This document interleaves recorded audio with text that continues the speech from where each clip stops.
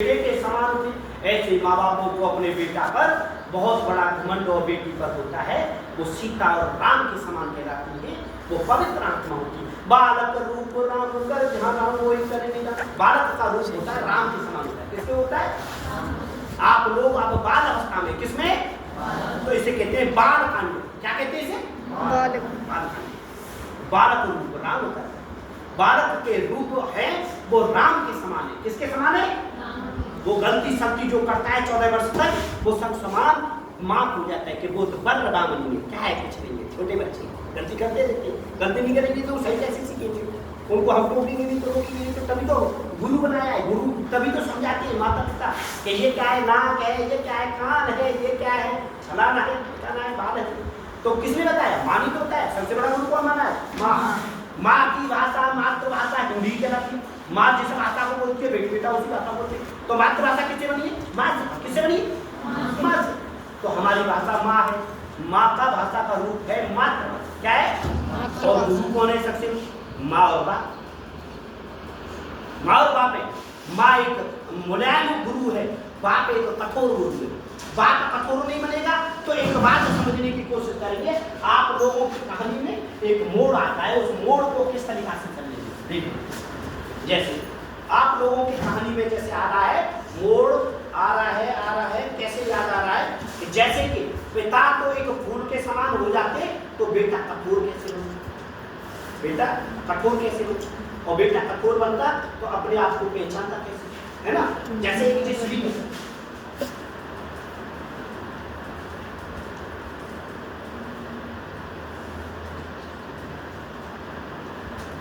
इसमें तो पिता चल रहा है।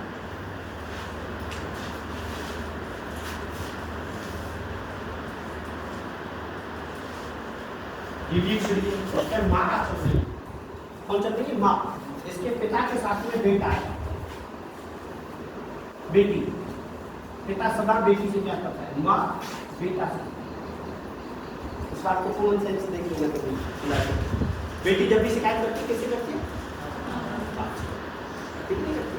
और बेटा जब भी शिकायत करता है माँ को करता ही नहीं करता है, उस बात पर ध्यान दें। तो दोनों हाथ मिला के चलते यहाँ आग आई तो माँ ने खुद आग में पानी डाल दिया। फिर यहाँ आग आई, यहाँ पिता ने कहा बेटी के बेटी पानी डाल, बेटी ने पानी डाला। माँ ने पानी डाला था, बेटी ने पानी डाला। फिर आगे चढ़ी, दुनिया कर रही आई, बाप ने सहयोग कर दिया, बेटी चढ़। यह सीध रखी है। क्या रखी है? आपकी जॉब है। क्या है? जॉब प्लस इनाम। ऐसे यहां पर जॉब है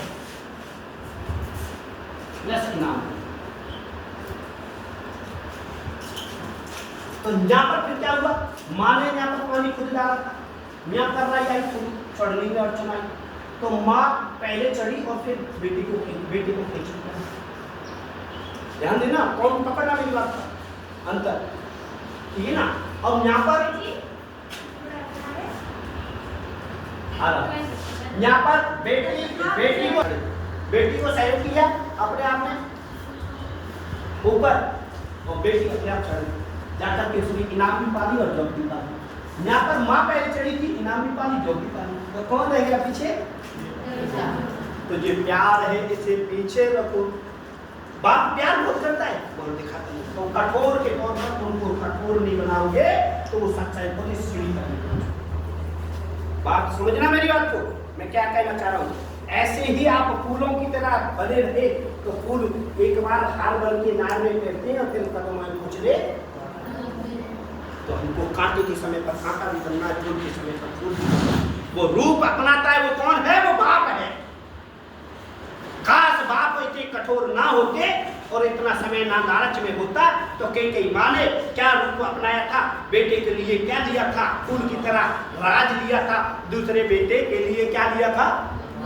वनवास लिया था। वो कठोरता पर राम के वियोग में दशरथ चल पड़े, रो रो करके विलाप करके। 4 बेटे थे, चारों बेटे कंगारा दे सके। अपने आप में अपने आप को त्याग दिया। हाय राम, हाय हाय राम ने, भगवान ने माँ का भी कहना माना, पिता का भी कहना माना। माँ कौन थी उनकी? सौतेली। तो इसलिए वो वनवास ले जाते, वो कठोरता से नहीं होते, ना दुख पाते, ना आग से लड़ते, ना पानी से लड़ते, ना दुख सुख से धरती में सोते, ना भूखे प्यासे रहते, तो ये इनाम नहीं पाते। इनाम का मतलब है कौन? भगवान बन गए। कौन बन गए? भगवान। वही उनकी ना दुनिया के सामने। दुनिया आज भी दीपावली मनाते हैं राम के उपलक्ष्य में मनाते। दीपावली किसके उपलक्ष्य में मनाते? राम भक्ति के। तो ऐसे बेटा बनो, ऐसी बेटी बनो। वनवास तो राम को लगा था, सीता साथ में नहीं थी। वनवास तो भाई को लगा था, लक्ष्मण साथ में नहीं। वनवास तो उनके राम के साथ में लक्ष्मण गए थे, भाई बन के, बेटा बन के, सेवक बन के। उर्मिला उनकी पत्नी थी। कौन की? लक्ष्मण। उर्मिला ने जैसे पति ने वियोग सहन किया, भाई की सेवा की, उन्होंने उनके माँ बाप की सेवा की थी और धरती में सोई थी। दीपक 14 वर्ष तक भोजने नहीं दिया था उर्मिला ने। जिस दिन उन्होंने तपस्या के तौर पर कहा था कि मेरी नींद और चैन मेरे पति को दिया। जिस दिन पति वनवास में आ जाए, वनवास से गांव आ जाएंगे, घर आ जाएंगे, राज में आ जाएंगे, तो मैं चैन की। जब राज तिलक हो रहा था ना, तो उर्मिला देख नहीं पाई थी, सो गई थी। वो वरदान था। तो सबसे ज्यादा तो वियोग किसने सहन किया था? उर्मिला ने। उनकी कहानी कहीं नहीं दर्शाई जाती, उनका वियोग किसी को नहीं बताया जाता है। वो छुप गए दोनों भाई।